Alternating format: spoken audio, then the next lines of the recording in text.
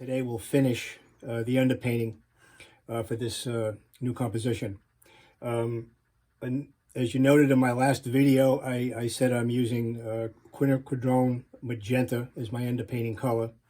And it's in the family of reds, but it's not an earthy red, which are the traditional underpainting colors, particularly when there's foliage as a dominant part of the composition, as there is in mine. So the color that I've chosen for this painting serves two purposes. One, it's the dominant color of my subject, which is a red rose, so that'll facilitate the basically make it much easier to paint that rose because the basic color's already been established. And secondly, the foliage, which is green, is the complement of the magenta color. So a wonderful vibration will be set up between the greens that I will, the green passages that I will paint over the magenta underpainting, and those will create a vibrancy and a luminosity and a very, very natural and convincing looking greens. So I'm gonna, you can see that I've completed the underpainting up to this point. All that's left is the main subject, the red rose, and up until this point, the background is out of focus. The underpainting serves many purposes. I described that in my first video. It provides a foundation which has been established that I can now build on. I don't have to worry about design. I don't have to worry about drawing. The values are all being established. The other key consideration to create convincing illusion of realism, and I'm a realistic painter, is that I've got elements that are soft and out of focus, like the background, which I can complete quicker. But now this main subject will have a lot of the other key component of this composition, which are edges. So I'll now have some hard edges, whereas in the background, all the edges were soft and out of focus. So the underpainting for the rose will take a little bit longer. Because I have to be very aware of my edges, keeping them sharp to create the illusion of realism, depth of field in the subject matter. So I'll start now, and I'm going to just take each petal one at a time, the same way I did the background.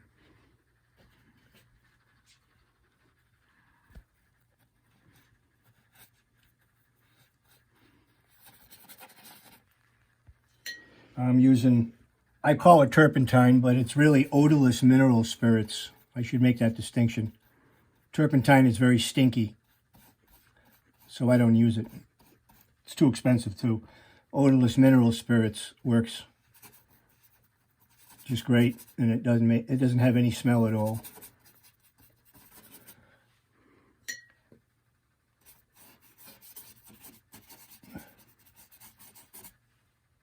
So I'm just kind of matching the values that I see in my reference image.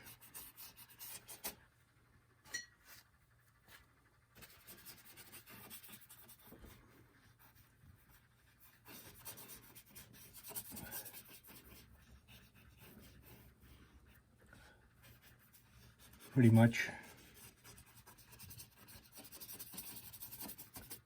Okay, and then I'm going to get my blending brush out, like I did before in part one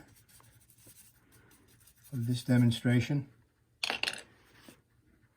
And I'll go back now and put in some darker tones.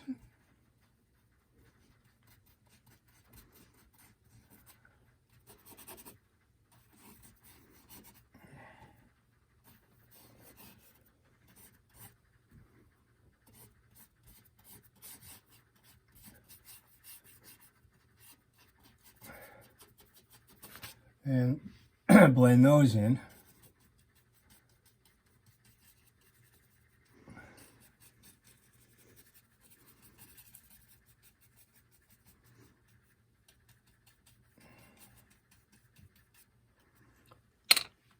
I'll switch brushes now and just go up to my edges.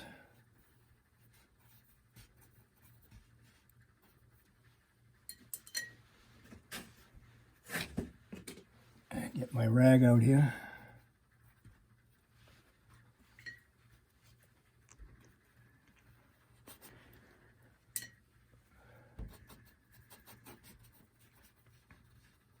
Like so.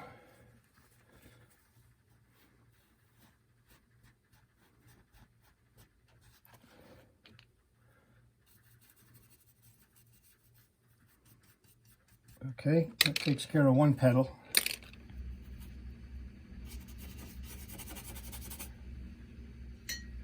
So, it's a section at a time. This will be the last one I'll do for now. I'm going to pick up the video again as I get towards the end of the demonstration, when the rose is about ready to be completed.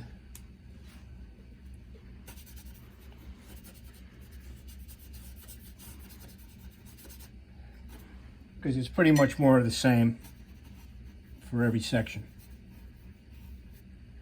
And some blending.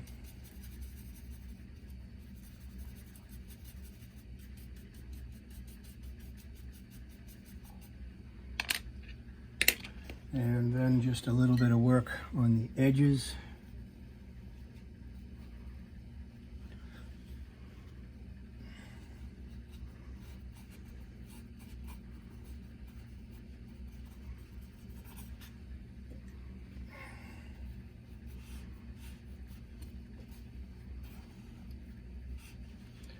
And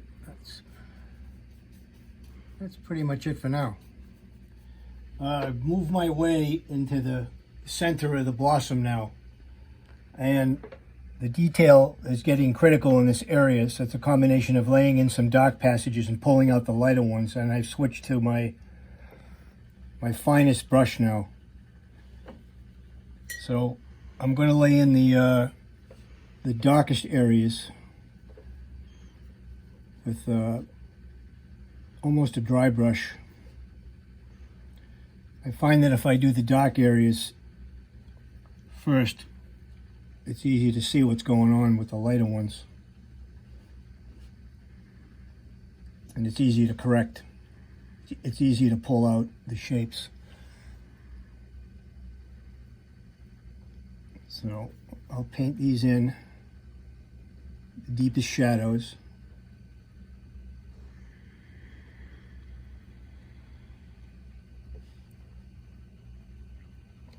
And then I'll clean the brush out a little bit and wipe it off and come back in, and I'm picking up the edges of the color I just laid down it, and I'm just bringing it over.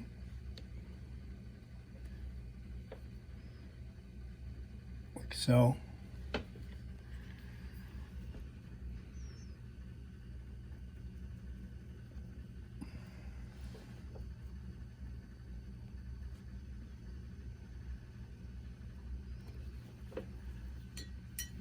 And then I can pull out the areas that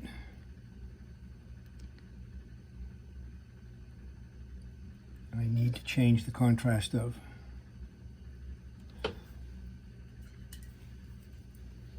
Some little highlights. Just pick it up and pull it out, just like a watercolor.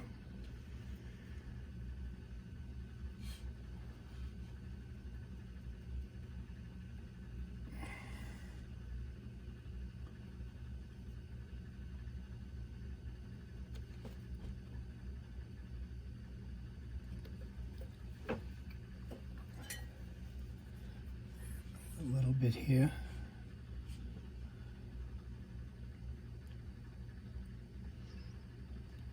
And there you go. That's basically it. All right, I'm wrapping it up. I'm on the very last petal here. I'm just doing some final blending. I've laid in my tones.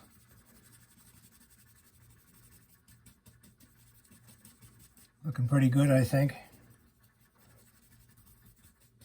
And I'm just going to take one of my finer brushes here,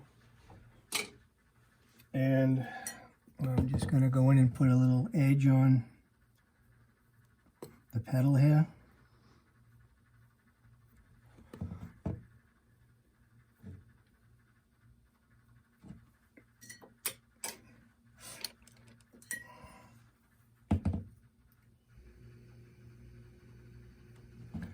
like so.